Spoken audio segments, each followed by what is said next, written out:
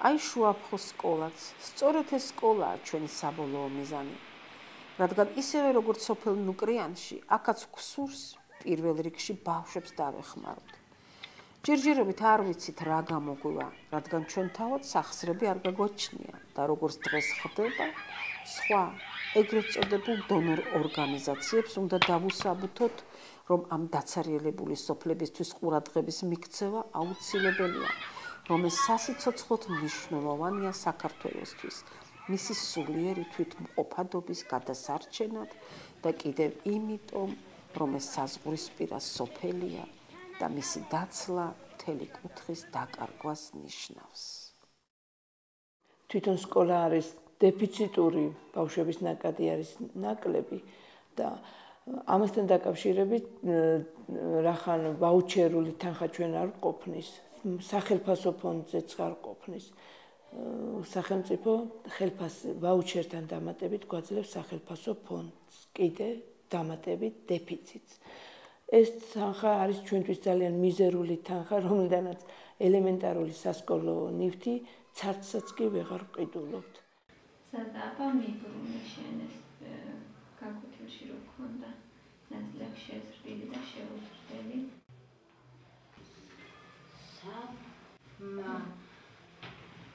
სამა ნაწილაკი ვერ ხო? იშვიათია რაღაცა კაპიკები ნაშთის სახით შემოგჩეს ბიუჯეტში. როცა რო სკოლას უნდა ჰქონდეს თავისი საკუთარი სახსრები. და ამ ყველაფრიდან გამომდინარე ჩვენ არა გვაქვს სკოლას იმის საშუალება, რომ სკოლამ თავის თავს თვითონ მიხედოს, ან რემონტი გააკეთოს, ან სხვა რაღაც. რამდენიმე წლის უკან რაღაც ავარიის გამო დაზიანდა სადღაც ელექტროგაყვანილობა და არის სულ ხელახალი შესაძლებელი და ხელახლა გასაკეთებელი, რომელიც ჩვენი პირობებიდან გამომდინარე ჩვენთვის ძალიან მძიმე გასაკეთებელია. მოგდაუსი დავახასიათებთ როგორც კარგი სამხედრო, ხო? თუმცა როგორც კარგი სამხედრო, ესაც უნდა დავამტკიცო, რატომ იყო კარგი სამხედრო და რატომ დარჩა ეს თავმჯდომარე. მოგდაუსი იყო ძალიან კარგი მებრძოლი. ძალიან კარგი მებრძოლი, ხო? დაწყახილი და მოლაპარაკება დაიწყო ხარკის გადახვით. ხარკის შემოვიდა საქართველოში და რა ხდება?